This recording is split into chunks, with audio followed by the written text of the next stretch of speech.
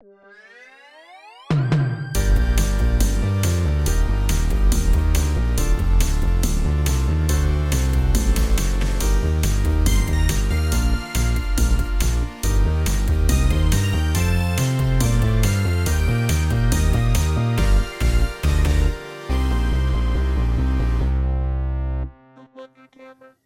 everyone, and welcome again to the Wonderkamer.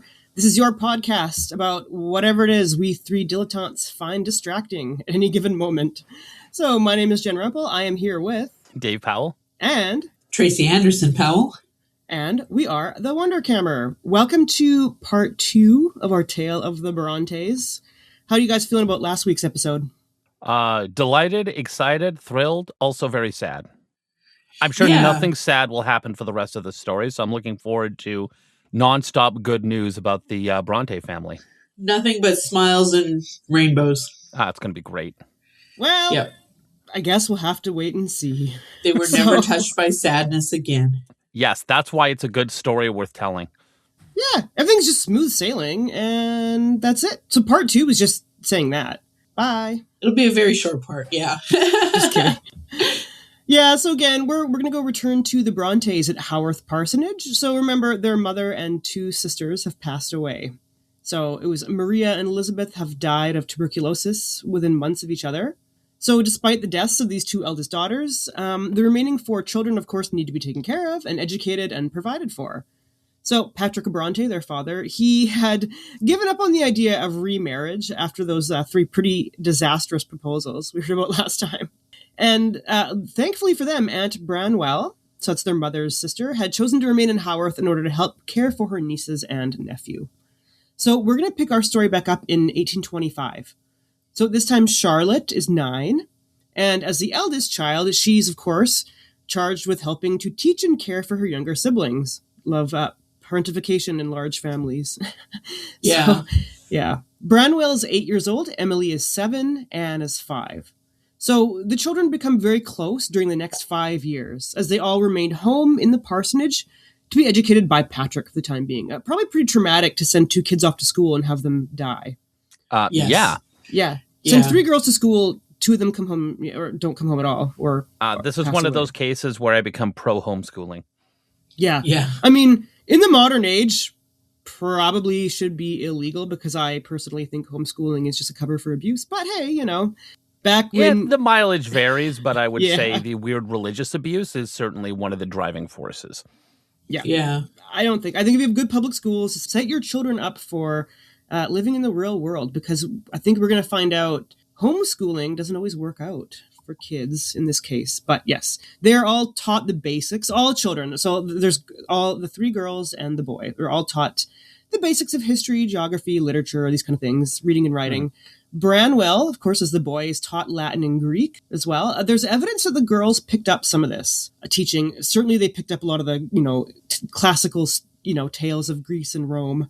Anne would later learn Latin herself, although Charlotte and Emily would not. So instead, the girls would have lessons in household tasks like sewing in addition to their basic... I think I'd rather learn Latin and Greek. Yeah, I did not like sewing as a child.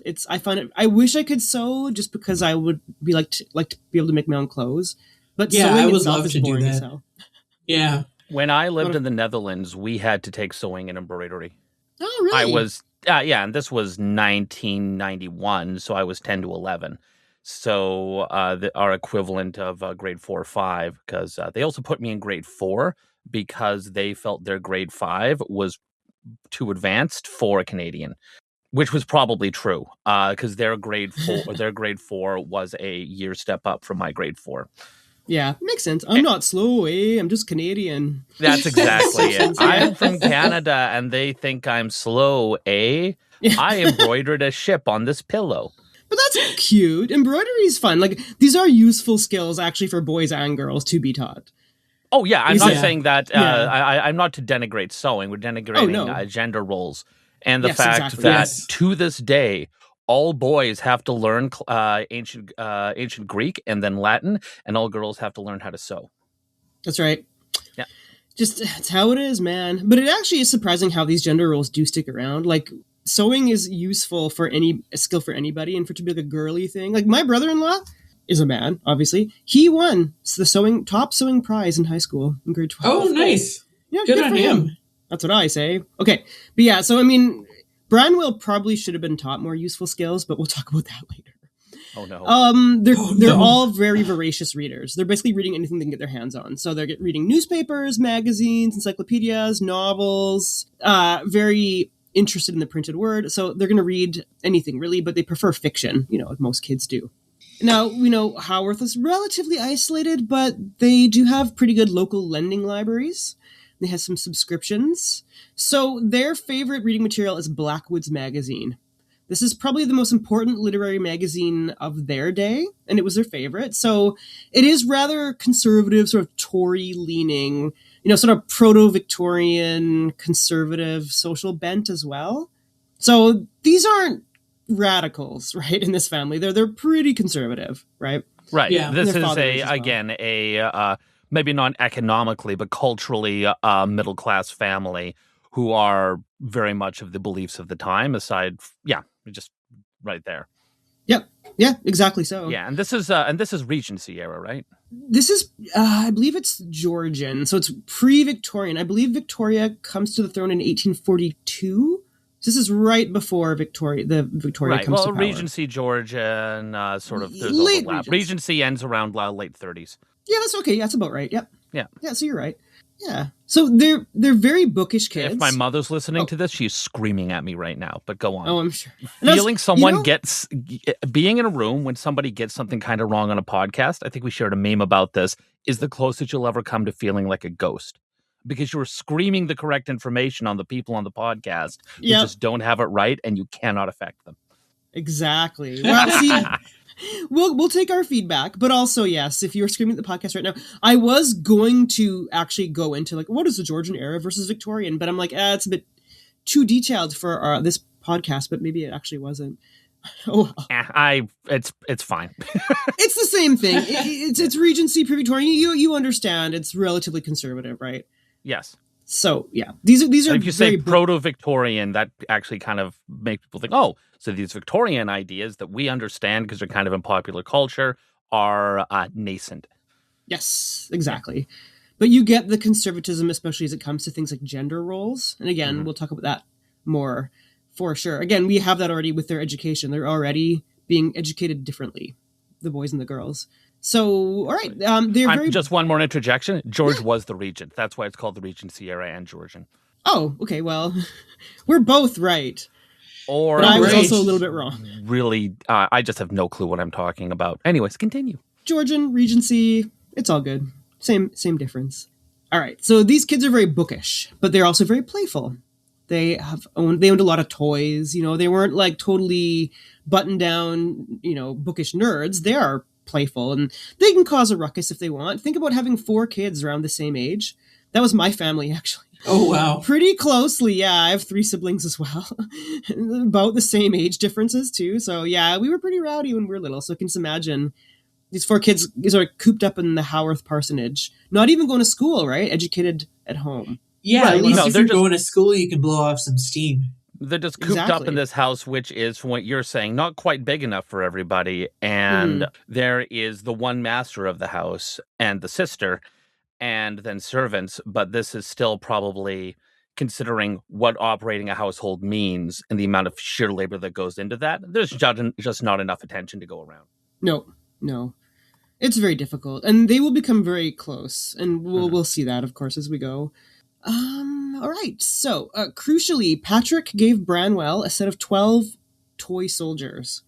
And these would sort of spark their imagination. These figures would inspire this sort of imaginary world that the 4 siblings would create together. So, kids play with action figures now and Barbies and G.I. Joes and whatever. They're doing this with these soldiers, right? They're just acting out. But yeah, they call them the young men plays. So it starts off sort of just acting out plays as you would with toys as a kid. And later on, though, they would develop this into a whole imaginary world. Oh, wow. In which they would start writing the stories down. So Branwell would come up with Glasstown and the sort of the city of I believe it was a region of Angria, the country, and these sort of these colonial fantasies to a degree, right? Yeah. So again, Glasstown in this Africa. Is very similar to my kids. My fantasies weren't quite as colonial because it wasn't, England in the 1830s. But nonetheless, Yes. the notion of, just using your imagination, playing with toys as a kid, and then turning that into what they call now like lore, where you're doing Yes. world building and creating a narrative. This is why I am still obsessively into role-playing games, right? Yeah. That's actually, I never made that connection, actually. But yes, this is really close to what that is, yeah. Yeah, Because- exactly. No, all role-playing games did is they put rules of conflict around these kinds of imaginary things, even though they came. The history of role-playing games is a different thing, but that's the entire thing, is that, all right, well, I want my town to beat your town. How do we decide that? Let's introduce dice. Okay, well, what do the dice mean? Who's better at what? And then off you go. Yeah, no, it makes total sense, actually. And in this case, too, like, they are creating, it's a very, very elaborate world. You can find and read these stories. For me, they're juvenilia, not super interesting, so I haven't read them myself, but they're very elaborate lore. Very, they would write them down. The other thing is, too, is they would write them down in very, very tiny, almost like minuscule, microscopic handwriting. So they're basically writing miniature newspapers for their soldiers to read. So these books still exist, and you go to the Brontë Museum and you can see these very, very tiny. So Charlotte would write them down, very, very tiny print, and then sew them together in little booklets. So that's fantastic. I love that stuff. Very elaborate. So they're already getting involved in writing and publishing their own work, essentially, as children. Yeah. And one of the reasons I like to use tiny script was because the older people in the house had poor eyesight.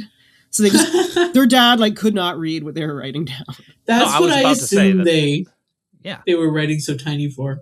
And I'm sure they're doing 72 hours of handwriting training each day.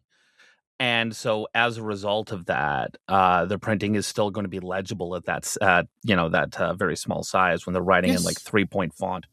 Yeah, that's right. Yeah, they're able to do it. Very tiny. I used to do that when I was younger, write really, really tiny. Oh, really? Yeah. Another day living... Sorry, go on, Tracy. No, I'm just saying I don't know why I did that, but there is a great deal of joy taken in making the tiniest letters possible. Well, it's like a craft, right? You're making a thing. And my printing is better than it used to be, but you needed a Rosetta Stone to read my handwriting when I was a kid, except for the 1 year I lived in the Netherlands where they trained me in handwriting, and my parents were astonished at how my handwriting became very neat. And then I moved back to Canada and then immediately forgot everything. And it all went to hell. As I forgot how to speak Dutch, so too did I forget how to write coherently. That is jammer, Dave. Jammer. Unfortunate. Oh, there you go. Education system in the Netherlands is clearly better, I suppose. The answer is, at least in 1991, yes. Yeah. Probably more so now, but I don't know anything about the Dutch education system at K-12 now, or if it's K-12 even. But yeah. Fair enough. I know very little myself. All right. So they're writing on these tiny little books, keeping them secret. Branwell and Charlotte sort of develop Glasstown and Angria. Emily and Anne develop the imaginary world of Gondal. So these stories, these are imaginary kingdoms peopled by the powerful and the wealthy. So they're imagining royals and nobles and soldiers and ladies, etc., right? The protagonists of all the fiction stuff they're reading. Yeah. Exactly. It's not necessarily real world tales, which of course they're kids. Why would they be? But we'll see how this develops later on. Yeah. Not fantasy because that's a genre, but fantastical. Exactly. Yeah. So Juliet Barker notes this. So she says that the Brontes were unique in their total absorption in the fantasy worlds they had created, an involvement that was at times to bring them into conflict with the real world. Equally unique is the fact that the play element continued to be an important part of the creative process even into adulthood. As late as 1845, when they were in their middle 20s, Emily and Anne whiled away a train journey by pretending to be royalist prisoners escaping from Gondal. That sounds like a great way to spend your 20s, to be honest. I relate so strongly to all of this. Well, yeah, that's the thing, because think about this. If you're an imaginative, intelligent young child, or even, young adult, you're living in Haworth, which is pretty boring. You have bigger dreams. Mm-hmm. Yeah, of course, you're going to imagine all these fantasy scenarios and act them out and, pretend. And it seems fine to me, right? But there is something called maladaptive daydreaming, which I have to look into. Yes. Oh, that sounds like something I would have been guilty of. Yeah, when I was a kid, probably too. This sort of escaping into fantasy. Yep. rather than maybe confronting problems or issues. I mean, Yeah, this that totally it's no sounds like longer me. daydreaming, but I would say it is a cultural phenomenon now with how deep you can settle in to your to online hobbies that include either engaging in fandoms or again engaging in your own imaginative works where it is escapism becomes you go too far with it. And although I think they can't tell the difference between what's fictional and what's real is a lazy way to approach that. I don't think it's a good way to think about these things. It does mean that they are almost like an addict where it becomes a burden on them living their real life, or not burden, a complication. Being a functional adult is compromised by the fact you can't get out of these fictional places. Yeah. Very interesting. Yeah. And again, I think all of us can be guilty of this to a degree, but to a degree. Yeah. It's to a degree, as long as we're all sort of functional. I'm a functional adult, I swear. I know, me too. I know. Well, for me, it's things like there used to be a sort of novel reading, Moral Panic. It was like, oh, these young women reading novels is giving them big ideas. I kind of get it because it's this sort of scenario. I believe it's like Madame Bovary, when you go to the ball and realize how great life can be, and you have to go back home to the everyday. You're like, oh shit, this sucks, and it does lead to dissatisfaction in your own life. But then ideally, you would take that dissatisfaction and turn it into creative output or moving your life towards a dream. Rather than sort of, and it's not necessarily a bad thing, but there is it's the dose makes the medicine, and so a decent amount of imaginative works, fantastical thinking, escapism, creating these things, I think that makes people clever and charming. And too much of it, and you become a cave dweller in your own room, living off of buckets of fish heads, and we just don't want that. No, exactly. You got again. It's in degree. As we say. Yeah. One Tylenol makes my headache go away. 40 Tylenol makes my liver go away. Yeah, exactly.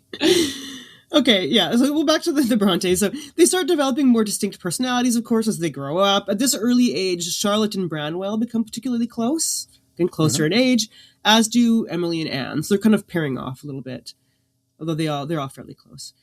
Again, Branwell was seen from an early age as sort of this gifted genius. So you hear stories he's ambidextrous, so he could write with his left hand and his right hand, and he could read both Latin and Greek, and could supposedly he can write Latin with left hand and Greek with the right. Oh, wow. Do these stupid human tricks. Which admittedly, that's pretty impressive. That is. That's a pretty great stupid human trick. It is. If it's true, and if he wasn't just writing gibberish, right? Well, and but maybe he could practice writing one specific word. It can be a lot of things rather than I am writing full paragraphs off the top of my head in two languages at once. It can be something maybe a little more deceitful than that, but it doesn't mean it isn't impressive. No, yeah, it is. But we're going to get into Branwell. He's very interesting.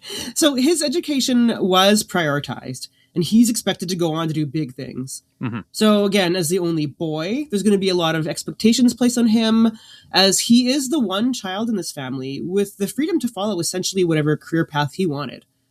Right? He's going to become an important person. Yeah. And the sisters are going to ideally marry an important person. Yeah. That's right. Mm-hmm. And support their brother, of course.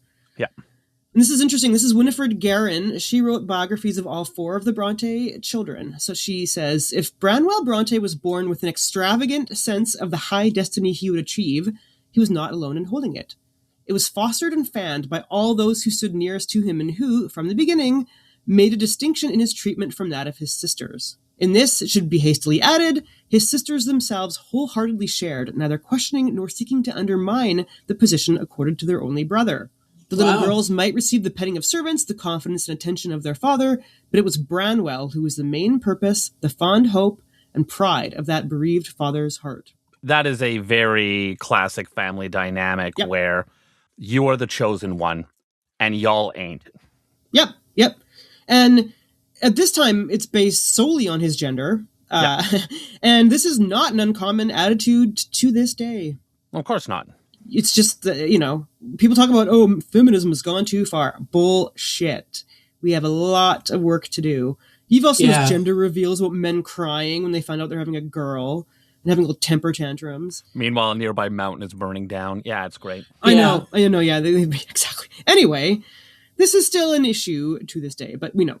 Charlotte, Anne, and Emily were beloved, of course, but they were not held to the same level of expectation, of course. They're held to higher standards of conduct and responsibility, however. Right? Yes. Because they're girls, and you gotta behave like a good girl and grow up into a virtuous woman, right? We're going to see how this plays out. Regardless, though. So in reality, the girls do have far more limited options. And as they get older, they're going to need to find some way to take care of themselves. And Winifred Guerin calls this the problem of their future. Interesting. Branwell's like, no, well, he's going to be great. Take it for granted. There you go. So 1831, the families had 5 years together, being educated at home, writing their stories, really developing these imaginary fantasy worlds. Yeah. But Charlotte turns 14, gets the time where, what are you going to do with your life, right? She's sent back to school. This time she goes to a place called Roe Head. That's R-O-E. Roe Head and Murfield. This is about 40 kilometers from Haworth. Okay.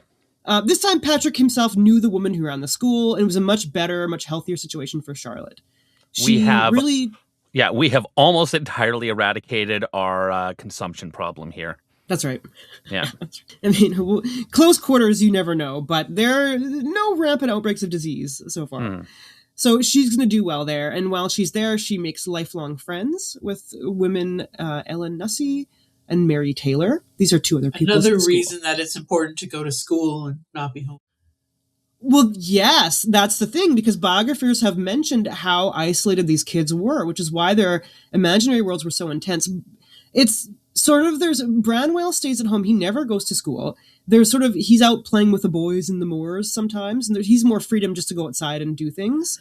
Yeah. So people have said that Branwell probably had more of an active life in terms of being outside. Right, because he's just socializing with the sort of village boys and things like that. Meanwhile, the girls are just cooped up and going slowly deranged. Yes. Flying kites at night. It's unwholesome. Yeah, really walking a lot on the moors. The girls do walk a lot on the moors, but we'll get to their sort of friendships later. Momentarily. I love, there is something deeply romantic about being a sad, isolated teenager and then just walking the moors. I know. Honestly, if I had some moors to walk on, I would have been a much happier teenager. Or my melancholy would have been a little more romantic. Sorry, Tracy. It just would have made you more romantic about it. Yeah. I often think I have my issues with Morrissey. I think he's a piece of shit. But if I had discovered the Smiths when I was in high school, I'm like, would it have been better or worse? I discovered the Smiths when I was 40. I never got them. And then for some reason in my 40s, I'm like, I'm into this band. Yeah. And I'm listening to... Go ahead, sorry. Jen's first.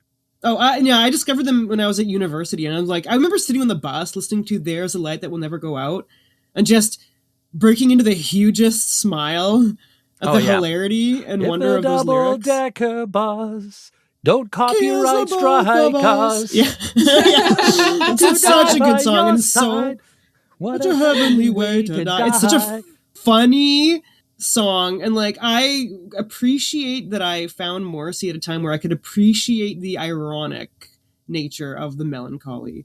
Yeah, there is I'd love to die with my crush. It's a vibe, and I think Morrissey would be a fun episode at some point. Oh yeah, for sure. Yeah, because what a weird prick. Oh my god, I don't know anything about him.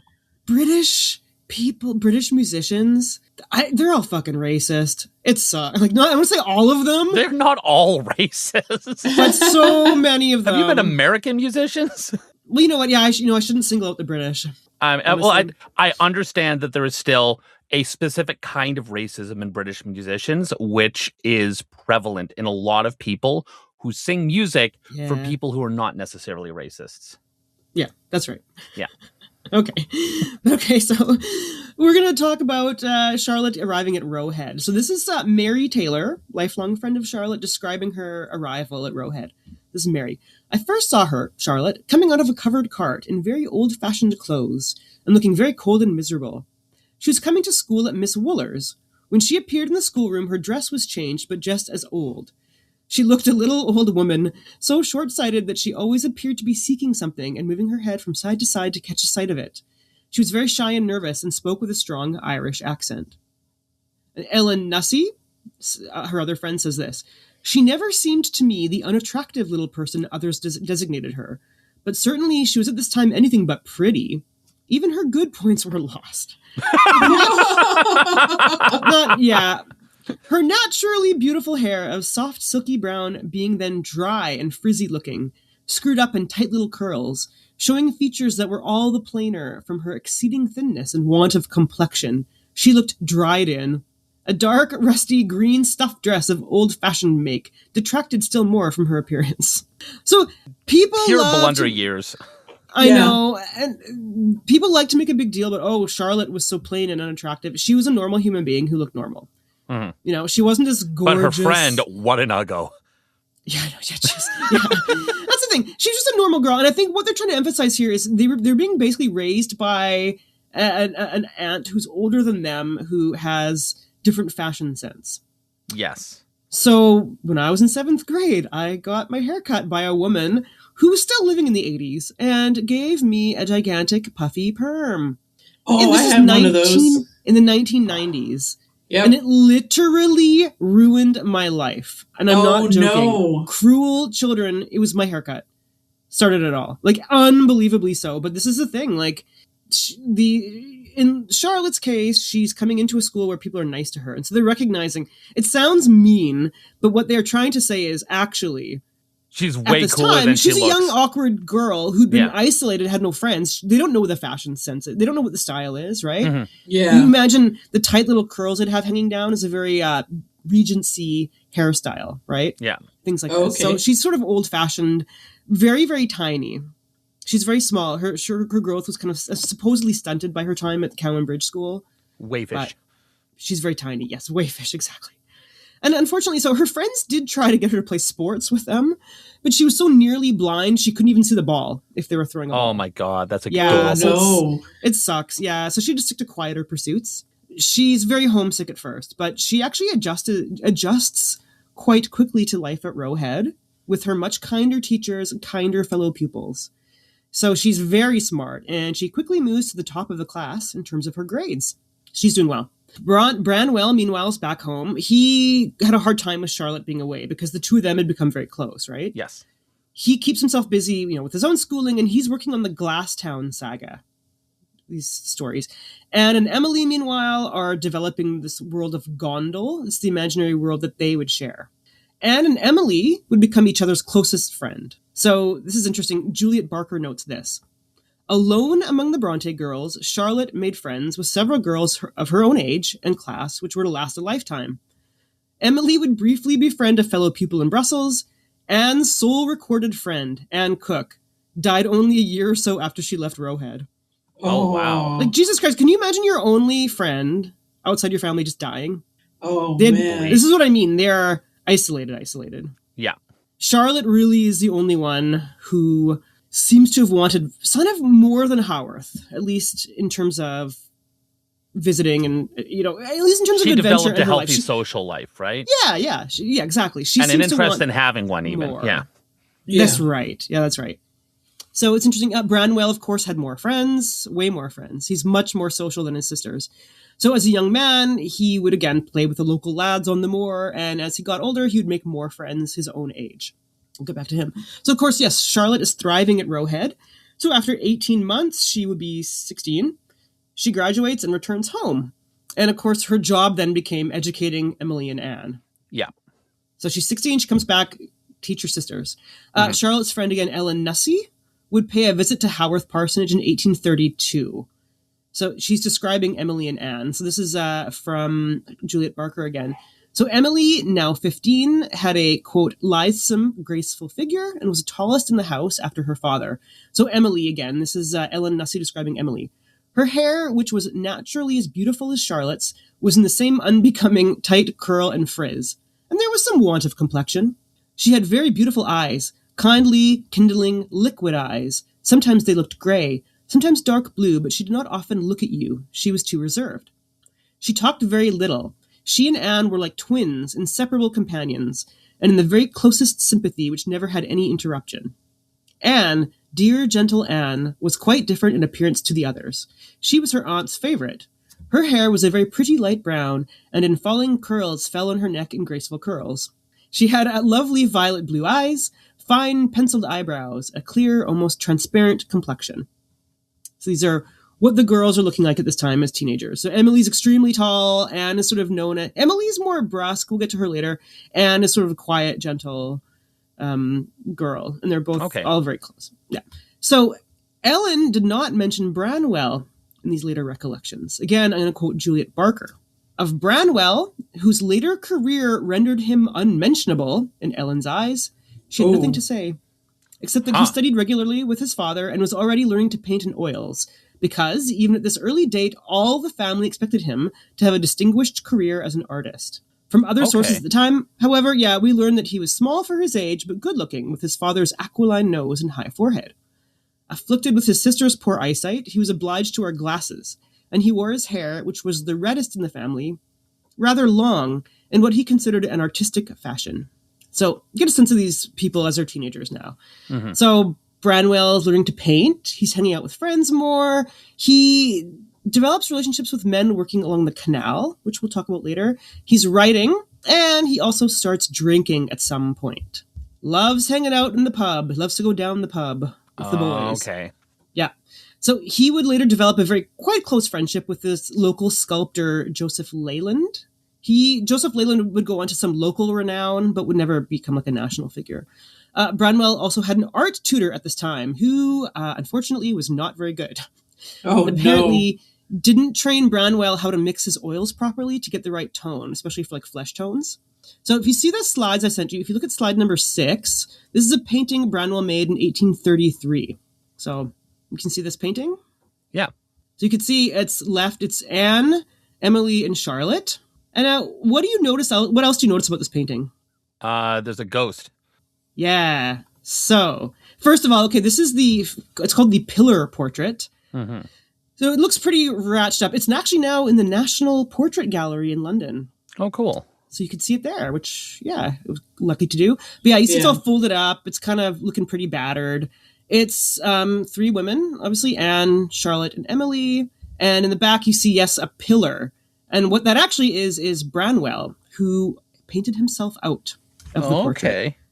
And now, I wonder if somebody else painted him out, and I will talk about that a bit later. But this is sort of seen as like, oh, look, he's so self-deprecating, or he's so despairing, he hates himself so much, he painted himself out. Who knows? It could just be that he didn't like it, he didn't have time. Not a finished portrait per se, but it's very, very famous now. This is sort of one of the very few portraits of the Brontë sisters made in their lifetime. No photographs of them, of course. So again, the next slide, this is a sketch of himself at a later date. So slide 7, you can see, he's kind of he looks sort of professorial, artistic hair, kind of swept forward, looking very a romantic figure. He's got the kind of pointy features of his dad. Yeah. And I totally get the, I have the sort of the shaggy windswept artist vibe going on. Yep. Okay, so he would do a second portrait of himself and his sisters, but apparently it was so bad it got destroyed. So it was them sitting on a table, I believe, and this portrait was described. This is again Juliet Barker. This portrait was described by one visitor to the parsonage in 1858, who saw it hanging in pride of place on the stairs as a shocking daub, not up to the rudest signboard style. Ooh, so harsh. You can Google it. There's a portrait of Emily that was cut out of that main painting, but her skin is green. Basically, it's not very good.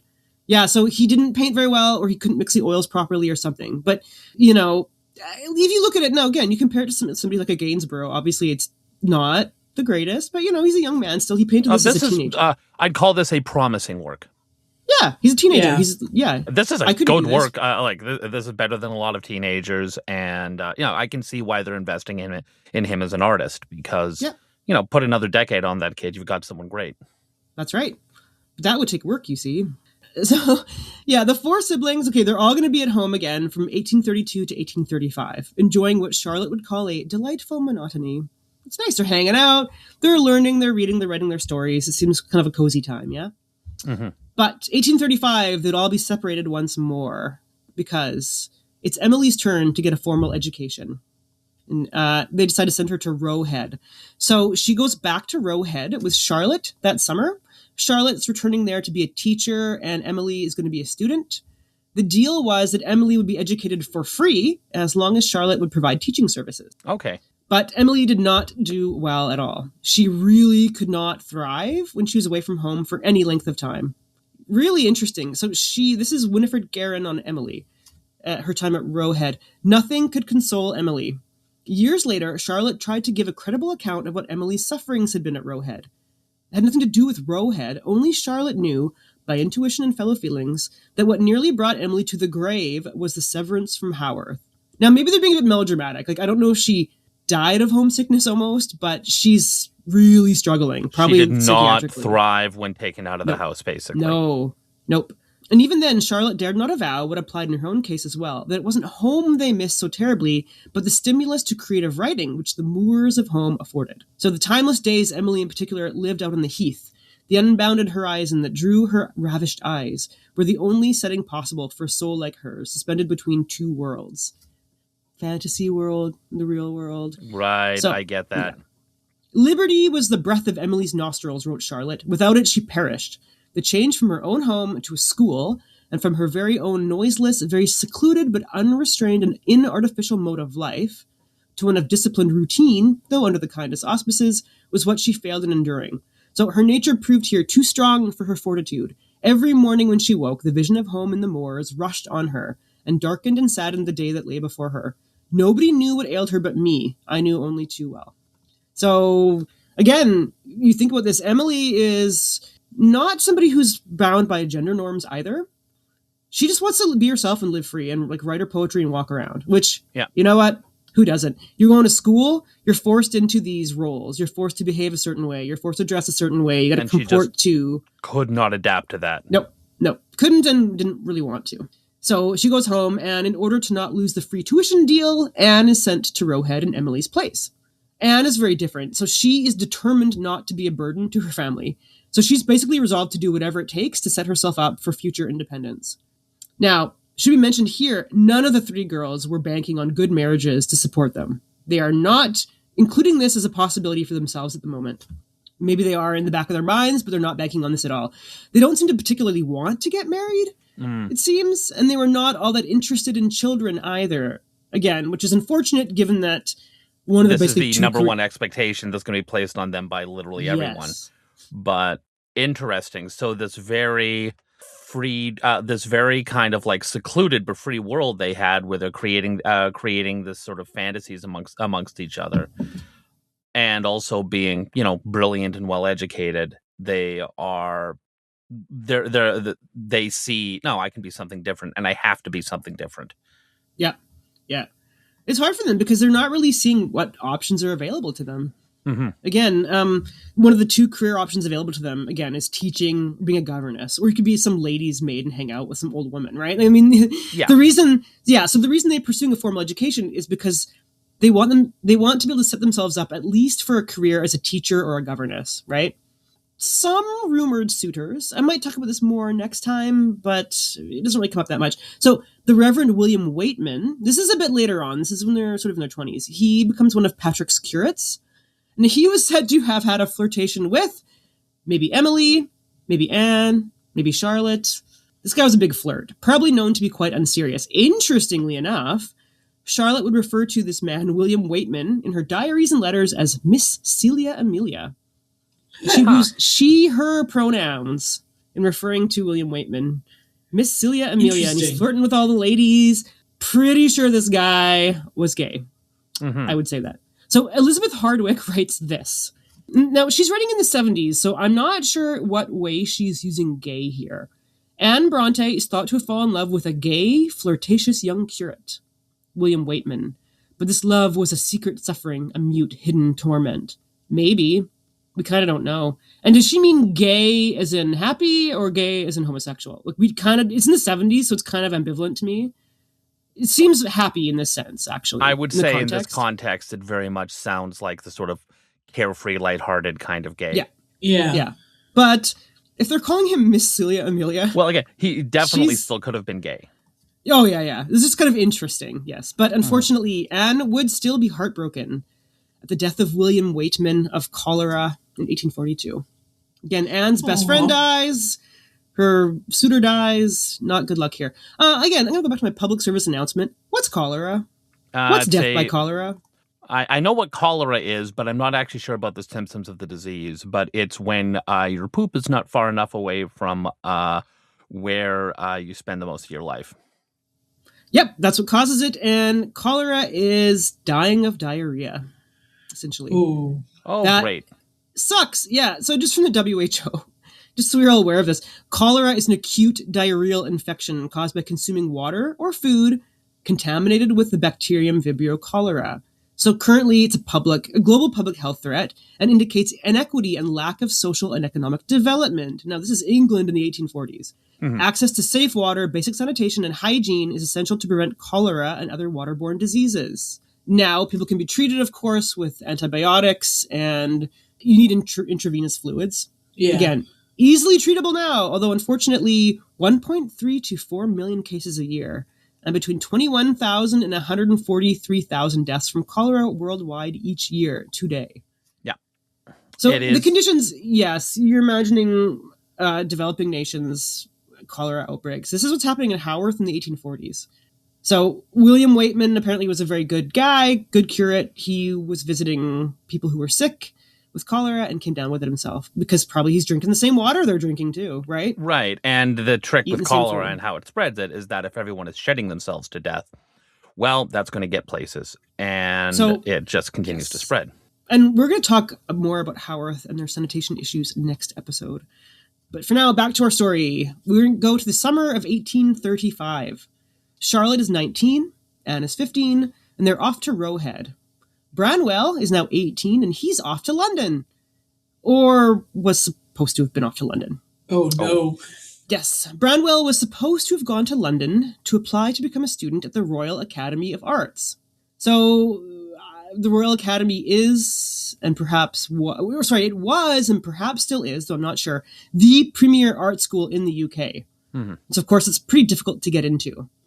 Nevertheless, Branwell got himself packed up, the family scraped together his tuition money, and off he went to London. Oh, no. Where he was promptly robbed and sent back home to Haworth, empty-handed and definitely not a Royal Academy student. Oh, man. Or was he? The thing with Branwell is Branwell is a liar. A fucking liar. Sorry, my Fargo quote. He's a liar. Because, I'm not saying it takes one to know one when it comes to alcoholics, but very deceitful. Because he probably was not robbed. Probably somewhere along the way to London, he chickened out. Or he realized he wasn't actually talented enough to compete. Or he was so dazzled by the metropolis that he was seeing for the first time that he couldn't hack it and had to go home. Because you think about London at this time, London is the biggest city in the world. Yeah. And to go from Haworth to London, it'd be pretty overwhelming, I would imagine. And so here's what we know. Go ahead. This kid is 18. Yeah. Drinking too much and has I'm no good with currency conversion, but a bazillion pounds in his pocket. Yep. He's got money. He's going off. Probably needed a minder. Yeah. So a draft of an application letter exists to the Royal Academy, but there's actually no evidence that Branwell ever actually did apply to the Royal Academy. So historians have looked. No documents from the Royal Academy indicate this. But who knows? They might have been lost at some point. This is a long time ago. So Brontë myth has it that Branwell basically spent all the family savings gambling and drinking in London after he was rejected from the art school. Or after he realized that he wasn't talented enough to compete and become a great artist. Or he might not have even made it to London at all. And he might have spent the money on drink and games in a local town, perhaps Bradford, which was one of the stops on the way. Yeah. So no one knows what happens. But regardless, Branwell was supposed to have lied about this. So he claimed he was robbed on the way to London, thus excusing his return to Haworth empty-handed. So again, a lot of early biographers tell one of these tales. So Juliet Barker was researching in the 90s. She found no evidence that any of this was true, so we don't know. So Barker argues that Branwell may or may not have gone to London in 1835, but he probably never actually applied for admission to the school, right? So this is Winifred Guerin in her biography of Branwell Brontë. He came back without any money. What he told his astonished father and aunt, and what shortly ran like wildfire through the village, was that before he had really reached the city, he had fallen prey to sharpers and been robbed of most of his money. In this form, the tale reached Ellis Chadwick many years later through Haworth folk who still remembered that deplorable return. Mm-hmm. So this is known in the village. So pity for Branwell's inexperience, rather than disapproval of his wasted opportunities, was the first reaction to his tale. So that his family gradually guessed something of the truth, that his London journey eventually appeared to them in its true aspect of moral failure, is apparent from the absolute silence in which they passed it over. So no direct reference to it can be found in the Brontë correspondence of the time, nor in any later statement of theirs. Branwell might, for all the evidence supplied by his family, never have gone to London at all. So she concludes, by their reticence alone, the magnitude of their disappointment can be measured. The first major disappointment suffered on his behalf. Yet it was rather a disappointment for Branwell than a disappointment in Branwell as yet. So basically, he probably drank all their savings, came home empty-handed, and said, "Oh, I was robbed." Thus, he's innocent. And thus just had to continue living the lie, and the family, knowing Branwell, while the entire village is going, oh, "Did you hear that he got robbed?" And it's the gossip of everything, remain stonily silent about it in their correspondences, because it is a shame rather than a scandalous tale about how their son was wronged. And again, having been and having known a lot of highly irresponsible 18-year-olds, how he specifically lost the money matters a little less than it is almost certainly he spent the money idiotically and then had to cover for it. It's just, this is a common story. Exactly. Yeah. Oh, yeah. This is not uncommon at all. And it's unfortunate that they trusted him enough, but maybe they didn't know. And you get so tied up in this is the big thing the family is doing. Yeah. The notion that he just squandered that opportunity is probably not even entering into their minds, because he hasn't done anything at that level before. Yeah. And it's such a big deal that you don't associate everything together and go, or even consider, well, what if he just spends all the money? No, that'd be foolish. That's nonsense. He's been involved in all of this. Of course he wouldn't. It's unthinkable. Yeah. What the shit, Branwell? Mm-hmm. Yeah, that's right. Again, think of expectations. Yeah. So it's basically a whole tangle of lies, and we'll never know what really happened exactly, but we can guess. All we know is that after this escapade, neither Branwell nor his family spoke of it ever again, at least to anyone outside the family. And again, I'm not saying it takes one to know one, but this becomes very easy. Once you're an alcoholic, you can really spot other alcoholics pretty easily. And something that many alcoholics will do is sabotage themselves. So this is a very well-known thing in, say, like AA circles. The AA Big Book mentions this specific phenomenon of alcoholics sabotaging themselves. So the alcoholic, maybe you'll have a big job interview coming up, a very important work presentation. Maybe you're Amy Winehouse and you're launching your new tour in Belgrade, Serbia. And in spite of all the pressure, you decide to get trashed right before. So if you've seen Amy Winehouse in Belgrade, absolutely wasted on stage, and you think, oh no, I get that now, because she was under an enormous amount of pressure and she blew it. And it looks something like, and again, if you drink, this is a well-known phenomenon. People blow it and they go on a bender right before a big stressful life event, and they totally blow it. And this seems to be maybe what Branwell did. Anyway, despite his lack of formal credentials, he was able to set himself up as a portrait painter in Bradford in 1838, but we'll return to this venture later on. So Anne and Charlotte are at Roe Head. Emily stays home, and she's helping take care of the household, writing poetry, walking on the moors, and daydreaming about the imaginary world of Gondal.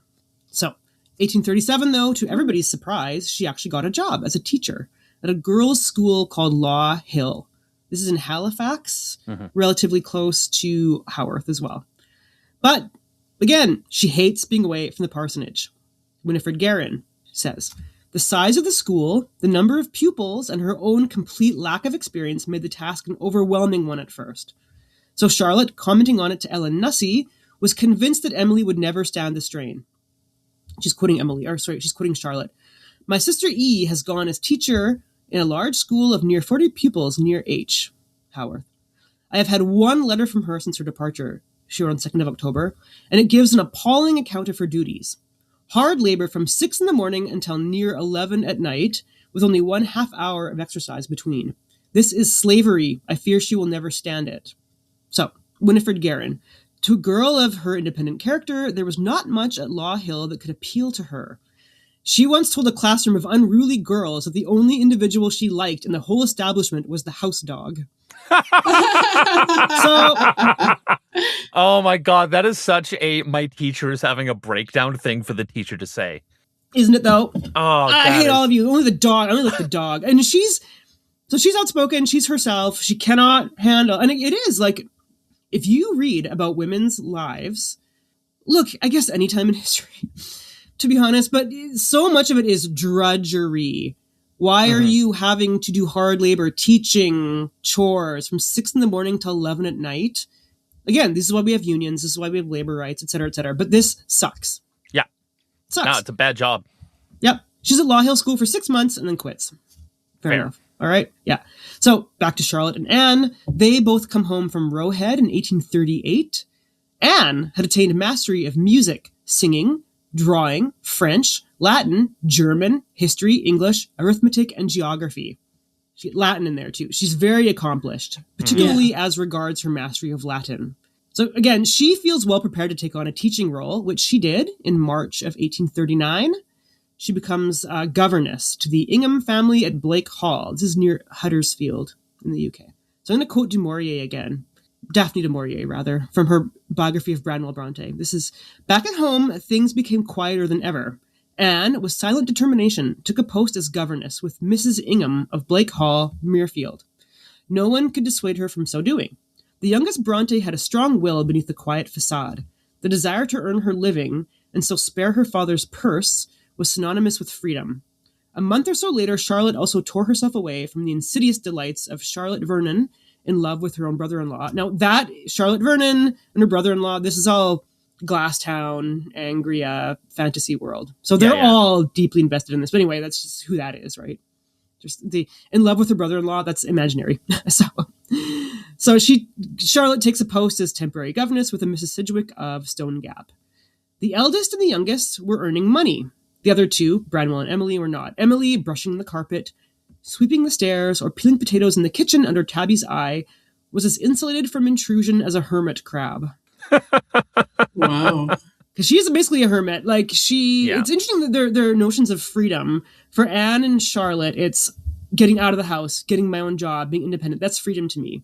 For Emily, it's staying home, being with the family, not worrying about my job or making money yet, and worrying about my fantasy world and writing poetry and baking bread. So I get that. Her idea of freedom is isolation. Yeah. And what's Branwell's? Glug, glug, glug. Yeah. Not great. Yeah. So Anne's experience at Blake Hall in Muirfield, this would inspire her novel Agnes Grey. This is the story of a governess who has to deal with some really awful, spoiled, and psychopathic children. Have a welcome. Yes, really. If you take Agnes Grey at face value, and these kids were psychopaths. Agnes Grey includes scenes of animal torture, which, readers found very shocking at the time and difficult to believe. But the stories that Anne tells in Agnes Grey were apparently corroborated by Charlotte and others in Anne's life. So the main story that is disturbing from this novel is the oldest boy basically rips up a bunch of baby birds. Jesus. Like literally. And then when Agnes Grey confronts him about this, he says, well, it's fine. And my dad likes it too. So she's exposing these wealthy, spoiled children as absolute monsters. And people don't want to hear that. But we'll get to that later when Agnes Grey comes out, yes. But right. The book is a future thing. This is just the event that will inspire the future book. book. Yeah. So Got it. if that specific thing happened, I can't really see her making that up, honestly. And unfortunately, I knew some psychos when I was growing up too. So, well, like and we all there did. is a legendary quality to British school kids, and particularly the wealthier ones. And even if that precise story did not happen exactly as it is written, because this is a work of fiction and stories grow larger in the telling, the Mhm. fact that these were these inspired this means that the point of these kids being absolutely dreadful and cruel is, taken, and the fact that they were cruel is probably true. Yeah. Oh, yeah. If that Yeah. exactly happened, it doesn't really matter. What matters more is the cruelty. That's right. Because that's what she's exploring here. So Anne also was not able to discipline the kids. The parents are like, meh. Like you said, in the book, she says, no, our dad said it's fine. He likes to kill birds too. So great. Anne found herself in an impossible situation. This is Winifred Guerin. So on the one hand, she had to face mutiny from the kids. And on the other hand, nothing with which to reinforce her authority. Because governesses are seen as like, you're just they're seen as non-entities. The way governesses are treated, they're non-entities, they're slaves, nobody gives a shit about them. They're seen as valueless in the sense of members of society. You know what I mean? They're not valueless, but they're we know Britain's a very, very class-based society. And it's probably even worse back then. So it was you're just some worse back curate's then. daughter. Oh, yeah, yeah. This woman knows Latin and French and German and all this shit. And they're like, oh, well, just babysit these kids, these little monsters. Yeah. Hard for her, right? So she never imagined such a situation possible.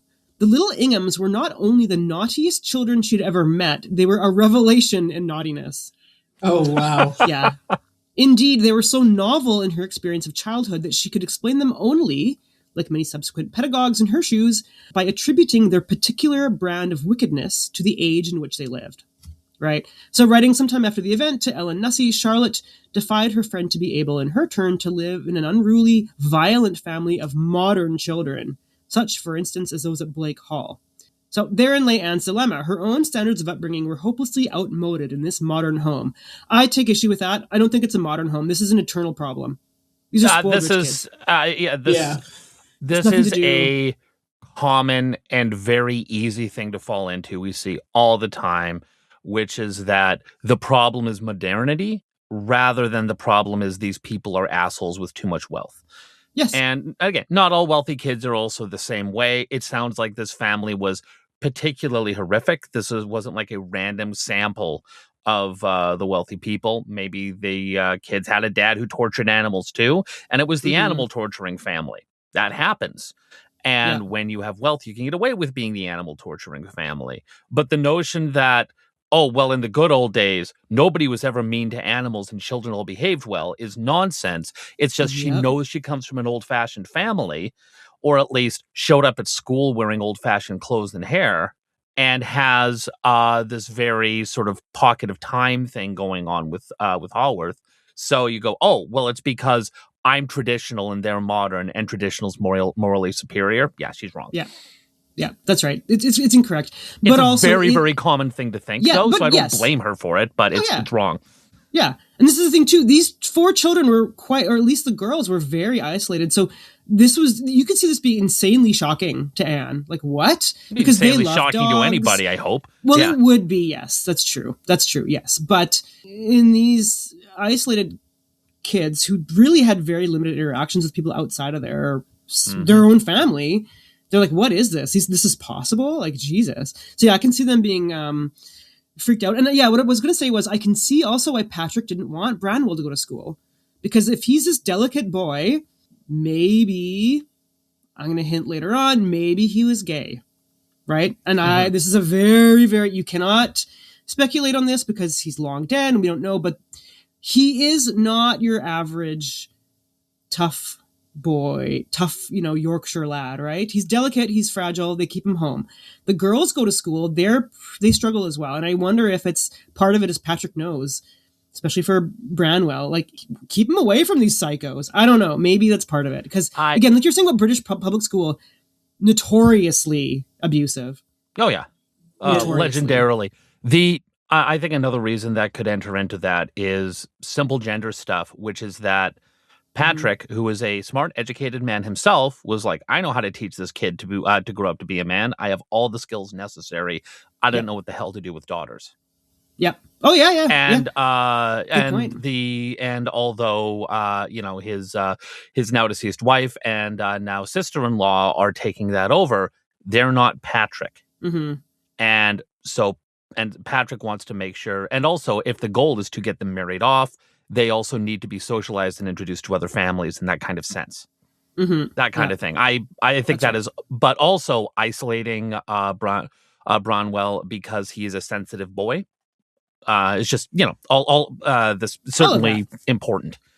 Yeah, more than one thing can be true. Yes, exactly. Yeah. Well, and the fact that he hasn't knocked anybody up at this point is actually a good indicator that maybe he was gay, genuinely, if he is living the life of an alcoholic artist in his teen years.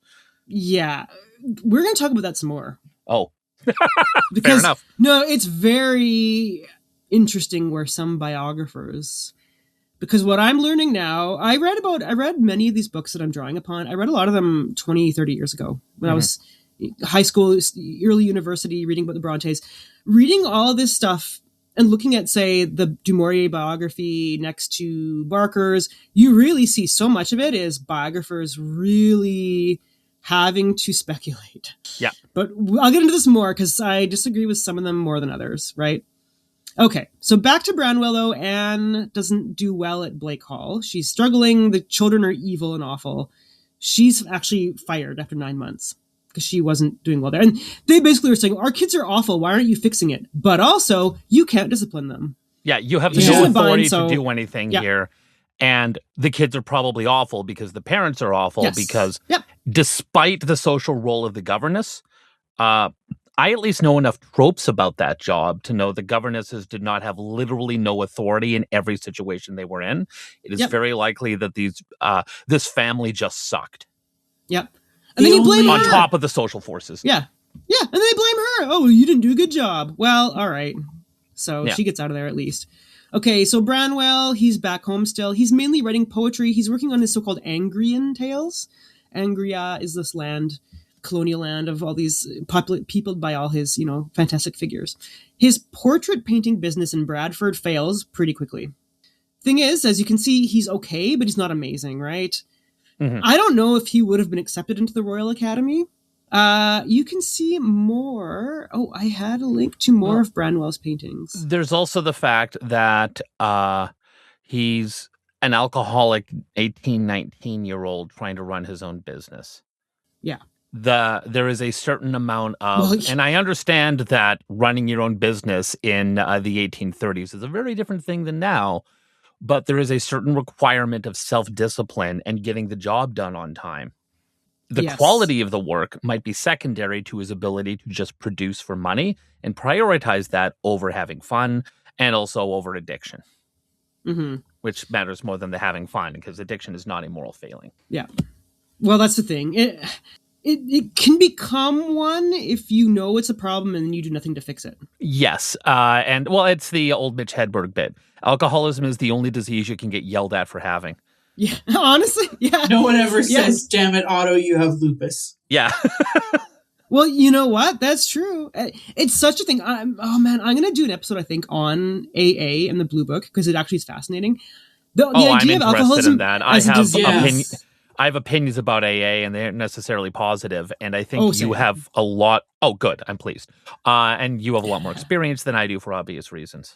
Yeah, that would be very interesting to cover. But it is the notion of it being a disease I have some sympathy with. I think it's a very useful framework for treating people as human beings and treating them for an illness specifically. But there is a certain line where it becomes choosing to participate in it further versus not. And whether somebody is able to get to the point where they can choose to quit drinking is another story, though. Yep. So I don't know. Maybe I'm talking myself into a circle here, but regardless, Branwell is sort of, he's struggling. And I'm self-censoring not to go down another half-hour tangent. We'll save that for a future episode. Yeah, because I'm going to talk about that in a future episode for sure, because it's very fascinating. I'd had a link to more of his paintings, but I've lost it. I'll send it to you later. But he's not great. He's fine. I don't think he would have been accepted to the Royal Academy perhaps, because if you look at, again, the artists of the day, he would need a lot more practice and a lot more work. And again, he's only a teenager, right? Well, and the other thing is, again, the work of actually getting better and improving at improving at it. All of this is compromised by the fact that he's not functional. Yes. So that's right. so that potential that I talked about, you have to be able to realize that. Yeah. And again, it's- do you have, like the very ability to do that can be a challenge.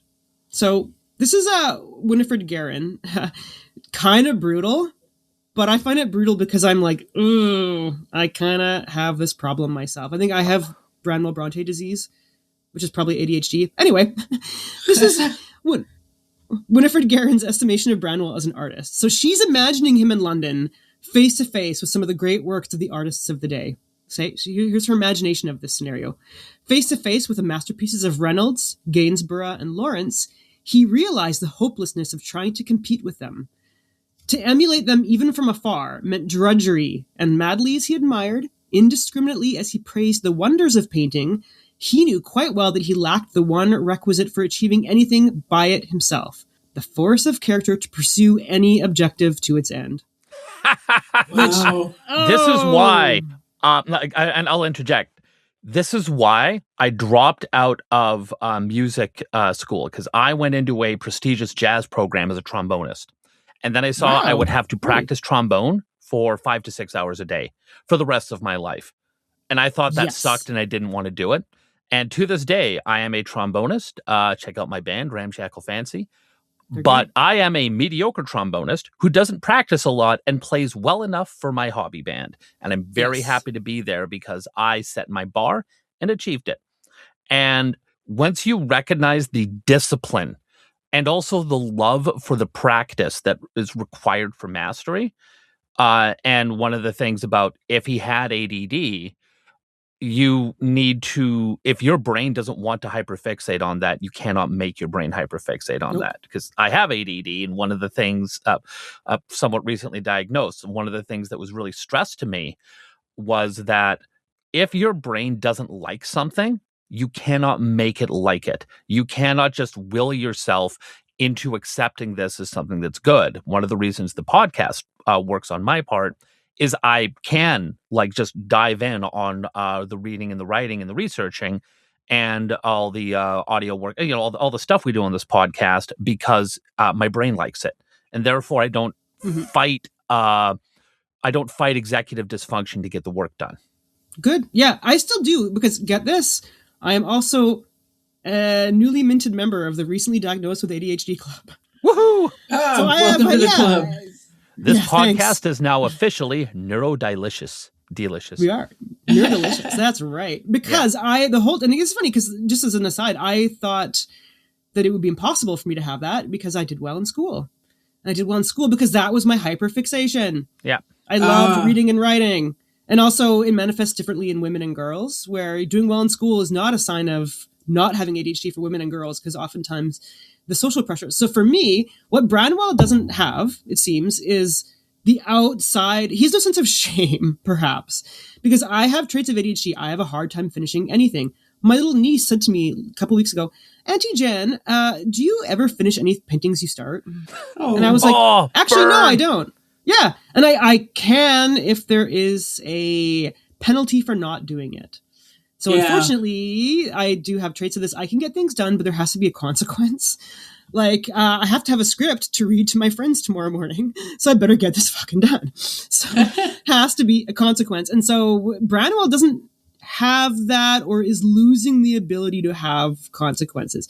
Even myself, in the depth of my alcoholism, held it together enough to try not to lose my job or really fuck something up real big, right? Yeah. Holding it together just enough. He's kind of not even doing that. So here's the thing. We just heard... Oh, go ahead, Dave. As somebody who... And again, I found out I have ADD very recently, and I think the thing about neurodivergence is it's just way more common than we first thought, because the more we learn about it, the more we go, oh, lots of people operate this way. If I had become an alcoholic when I was 18, I would have been exactly like Branwell. It's just I didn't have art. I kind of had music, but the notion of squandering everything given to you absolutely did that at his age, to the great dismay of my parents, who I love very deeply and thankfully have sorted my life out. But I was a wastrel at that age. And really? oh God, yes. I dropped out of university like multiple times. Multiple. And the prestigious jazz program, which I passed the audition to get in there. No, that one, to the fair, was a fair dropout. I should have dropped out. But the other ones, no. I should have had my education far earlier, and I could not devote myself to basically anything, and eventually got to the point where I could keep a job. But no, the coping mechanisms to deal with my executive dysfunction, which I now have the language for, largely came about by meeting this lovely lady who helped me sort my life out. Love you, Tracy. Aw, that's so you guys sweet. Are the best. Yes, who is also ADD, we have to mention. Oh, yes. Right, yay, all three of us. Yes, that's why we're neurodelicious. Yes, I almost felt guilty being diagnosed, but I was like, you know what? It kind of explains a lot. So, and the coping mechanisms, because if you're talking autism, it's masking. With ADD, you don't really mask it, but the coping mechanisms, women have to learn in a way men do not, because men are allowed to get away with more shit than women. Exactly. And this is what's happening in this story. Back to the actual narrative. Yes. All right. And I wasn't trying to do that on purpose. No, it's just a perfect segue. It is, yes. So Winifred Guerin is like, oh, he saw these actual good painters and realized he could never do the hard work. Here's Elizabeth Hardwick writing in the 1970s. She took a dimmer view. Here's Elizabeth Hardwick on Branwell Brontë. One story has poor Branwell visiting the National Gallery and, in the presence of the great paintings there, despairing of his own talents. This is hard to credit, since the example of the great is seldom a deterrent to the mediocre. Ooh. In any case, nothing leads us to think Branwell lacked vanity or expansive ideas of his own importance. Also, the deterrent of Branwell's own nature made any further impediments unnecessary. His nature was hysterical, addictive, self-indulgent. Well, here's the thing, right? And as I jump in on literally everything you say to make the podcast last 6 hours. This is the point. This is what we're doing. He was the hottest shit in Haworth, right? He was the main character of his family, and he's going to be the main character of the village, too. So all of the people he's hanging out with are poorer than he is and do not have the same opportunities he does. Well, and he knows things they do not because he is educated and brilliant. So he's probably an intolerable prick. That's the thing. I really think this guy, there is a quite good, I believe it's a miniseries film from 2016. It's called To Walk Invisible. It's a dramatization of a part of the Bronte's life. Excellent casting, excellent characterization, lovely, perfect set design, looks great. Problem is, a little bit too expository. It's doing a lot of telling, not showing. But that said, you really get a good sense of how this guy was a burden to his family. You really see the chaos into which he throws his family. I think that's a good series to watch. It's a mini-series, short movie. It's about 2 hours. It's interesting. I have quibbles with some of the myth-making it does, which, again, that will come in next week's episode. That said, really interesting and really vivid portrayal of an alcoholic, I would say. Excellent work by that actor, whose name I can't remember. Okay, so we've just heard Elizabeth Hardwick's view. So she basically says, Branwell, he could look at a Gainsborough and he could look at his gorgeous portrait and say, I could do that.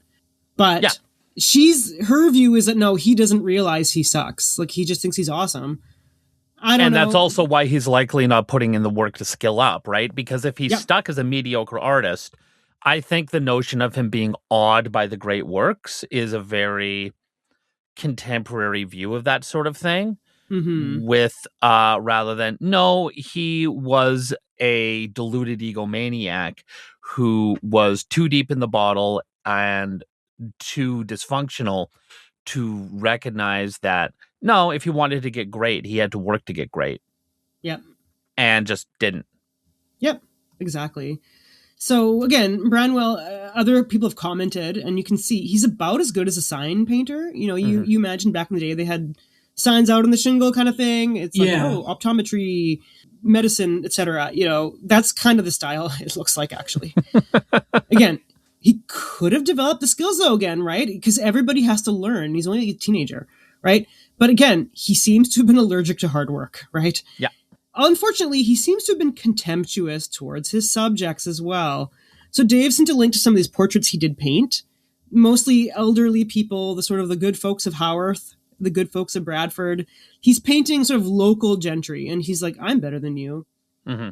It's kind of the attitude he seems to have, right? So we see a pattern emerge with Branwell. He can never finish what he starts. He'd rather hang around with mates in the pub, drinking, than pursue his artistic career and his work. He starts joining all the clubs in town, too, to get his name out there, because he's kind of a dilettantish guy who thinks he's awesome. He becomes a Freemason, all this stuff. He's really kind of flailing, right? Now, to me, again, this is sort of the classic scenario of the supposedly gifted child come face-to-face with the real world and with real competition for the first time in their lives, and immediately giving up in the face of even a little pressure and hard work. Yeah, he dipped his toe into the water and found out the water was cold. Yeah, many such cases, unfortunately. This is not an uncommon story. Big fish in a small town, right? Yeah. Gets out there and is like, fuck. Maybe I actually have to work. I don't want to do that. Sounds, again, like we said, like ADHD. Again, maybe other pressures at work as well. So this is Daphne du Maurier. So Daphne du Maurier, I was writing in the late 50s, early 60s. I believe homosexuality was illegal at that time in England still. So she's sort of hinting in her biography that Branwell seems to really enjoy the company of the bargees, the boaties. So he can be found when he's, supposed to be in his Bradford studio working on these paintings. He'll just fuck off and go down to the canal. So he can be found drinking and carousing with the bargees or the boaties. These are the bargemen who work the local shipping canal. So again, really pretty. I've been up there, actually. The canal running, this is from Daphne du Maurier, quoting, the canal running from Littleborough to Todmorden and passing Sowerby, Ludington Foot and Hebden Bridge was the chief means of transport for stores and material to be used in the construction of the railway. So this is before there's even trains going up there. They're using a lot of canal shipping. The north of England, tons and tons of canals. Wales, tons of canals. Some of them are still useful. Hebden Bridge, I was there last summer. Walked along the canal, very pretty. Okay, anyway, back to du Maurier.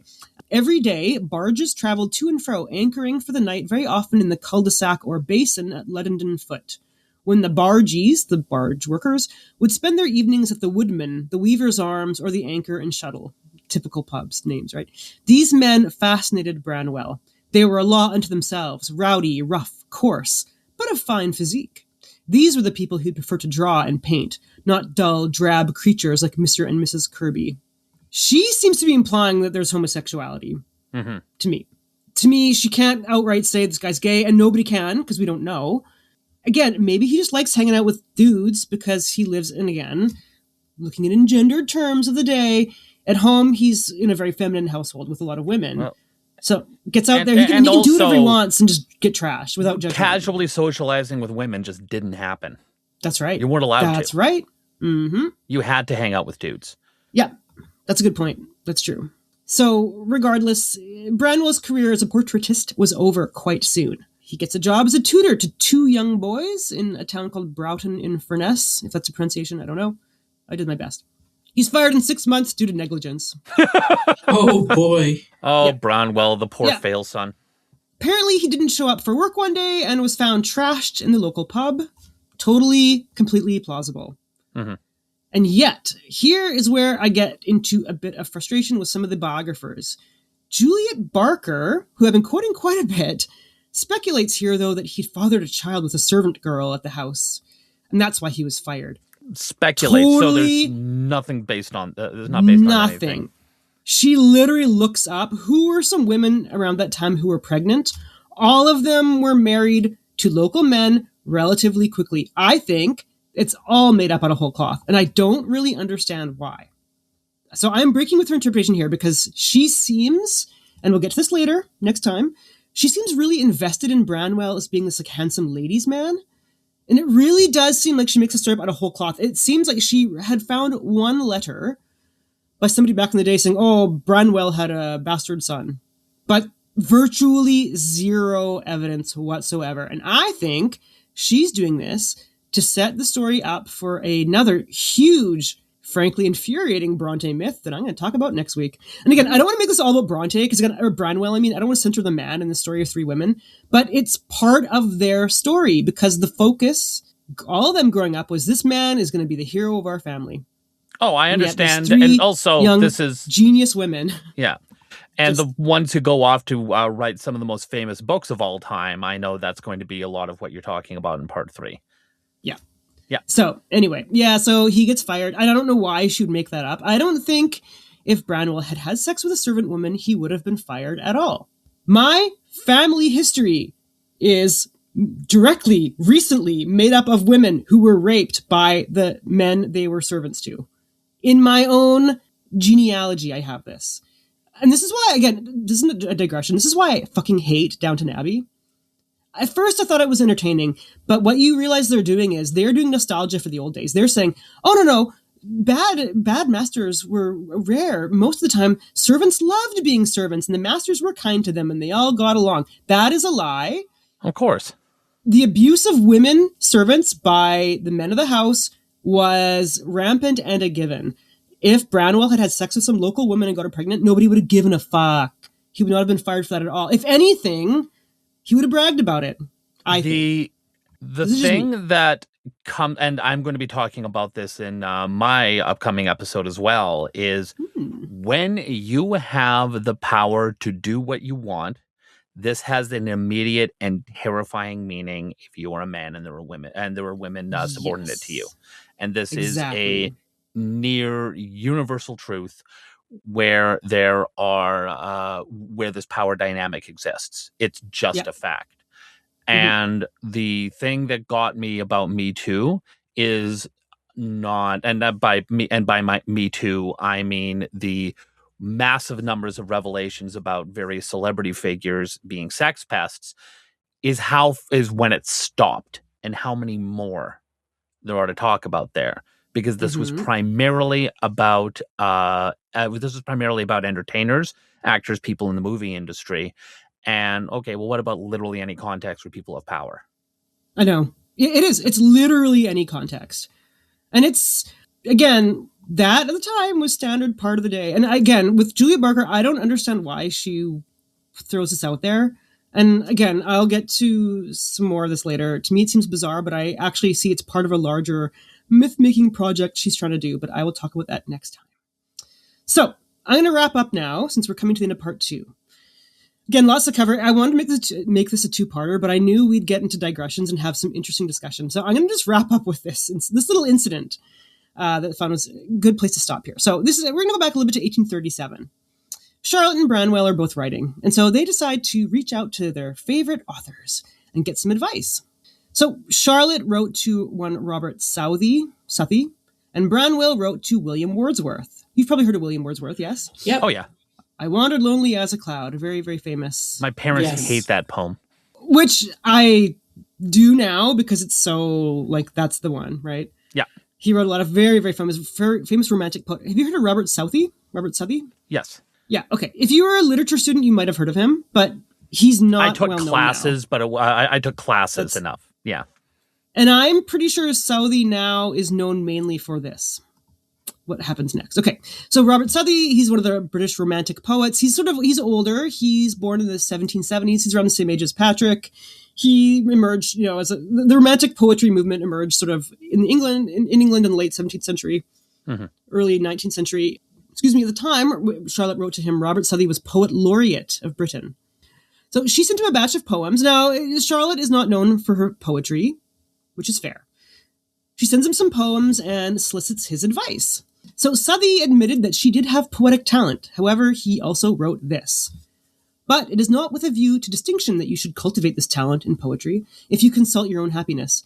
I, who have made literature my profession and devoted my life to it, and have never for a moment repented of the deliberate choice, think myself, nevertheless, bound in duty to caution every young man who applies as an aspirant to me for encouragement and advice against taking so perilous a course. So he's saying a lot of young men write to me and ask for advice. I say, don't do it.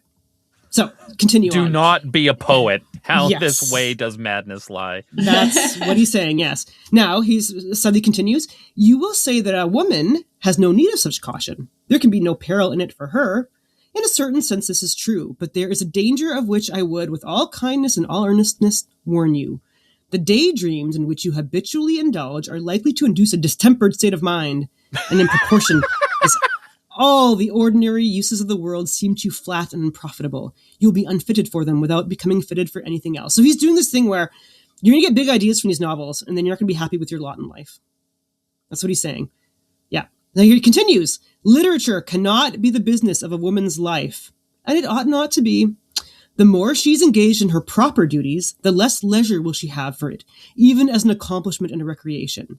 To these duties you have not yet been called, and when you are, you'll be less eager for celebrity. You will not seek an imagination for excitement, of which the vicissitudes of this life and the anxieties from which you must not hope to be exempted, be your state what it may, will bring with them but too much. Now, this is a convoluted way of saying, get over this. Women can't pursue literature because one day you're going to have kids and a husband, and that's more important. You'll be too busy. You want to be a famous poet now, but you know what? One day you'll have kids and family, and life will be so stressful you won't even worry about it. Mm-hmm. This poet laureate who tells everyone, don't get involved in writing, especially women. Like, come the fuck on. Yeah. So he's telling her to quit, basically. Yeah. He's saying, yeah, write poetry for now, but once you settle down and have kids, you're going to forget all about it. Charlotte took this advice to heart for a while. Elizabeth Gaskell, her first biographer, writes that this stringent letter made her put aside for a time all idea of literary enterprise. So she just took it to heart. Mm-hmm. Branwell, on the other hand, did not get a reply at all. William Wordsworth, of course, is a very famous romantic poet. We know who he is. Was so disgusted and repelled by Branwell's letter that he didn't even reply. Oh. Yes. Du Maurier says, Daphne du Maurier, Branwell's letter disgusted the aging poet, who told Southey, who was his friend, that it contained gross flattery and plenty of abuse of other poets. So Branwell had written to William Wordsworth. Oh my God, he's edgelording. Oh. Yeah. So this is what Branwell had written to William Wordsworth, who is friends with all the big poets of the day. This is Branwell. Surely in this day, when there is not a writing poet worth a sixpence, the field must be open if a better man can step forward, meaning Branwell. Oh. So he's saying everyone who's writing right now sucks. I'm the only one who can fall into the breach to be the poet of our age. I would And the poems he sent were not good. They weren't great. They're not great. They're mediocre. Branwell is a mediocre man. This is what we have to come away with discovering. And he thinks he's hot shit. To the point where he's writing to William Wordsworth saying, everyone sucks but me. Yeah. So he's actually lucky Wordsworth didn't respond. I think. Yeah. So that again, is... here, don't reach out to your heroes. I will also say, who cares what they think, to be honest? Who cares? No, Southey's telling everybody, don't write, because they don't win the competition. Don't have heroes. Why even? Yeah, honestly. People are people. Yes. Yeah, exactly. And they're all flawed and weird, and they're just like you. It's just they happen to be very good at something that you admire. But this 18-year-old energy of we're in the times where everybody sucks, but I'm the one genius who's going to step forward, and you understand this because you're my idol. So sounds like somebody trying to send an impressive tweet to Elon Musk. Yes, I know. Yeah. This is very much that energy, and I despise it. Yeah, I know. Recognizable phenomenon. I started off, I've always sort of felt bad for Branwell, empathetic to him as an alcoholic. Mm-hmm. I'm now in recovery, but I'm like, no, this guy's fucking insufferable. Like, I'm sorry. My attitude towards him is very much soured, and we will see next week what else happens. Yay! Okay, Oh, so boy. again, not sure if Southey's response or Wordsworth's non-response would have been preferable. But I guess, again, next week, surely, Branwell's going to straighten up and fly, right? Yep. Charlotte's going to get married. She'll forget all about her literary ambitions, and everyone will be happy. They absolutely. Yeah. Well, thank you so much, Jen. Tamp those ambitions down, ladies. Everyone else gets to do it but you. And if your brother is smarter and alcoholic, too bad. He's still better. That's the Men attitude. shouldn't be poets and women can't be poets. That's what we're taking from this. Yeah. Yeah, good point. All right, so that's the end of part 2 of the Brontes. Part 2 of the Brontes. Part 3 next week. Looking forward to it because I feel like when I do a 1 or 2-parter, or the two or 3-parter, they get better as they go because you build up to sort of the story and the point I'm making with all these little asides and things. So I hope you guys enjoyed that. That was very great fun. much so. All right, I'm looking forward to yours coming up soon, and we'll be recording hopefully next week, and we will see you all soon. Bye-bye, everyone. Bye-bye.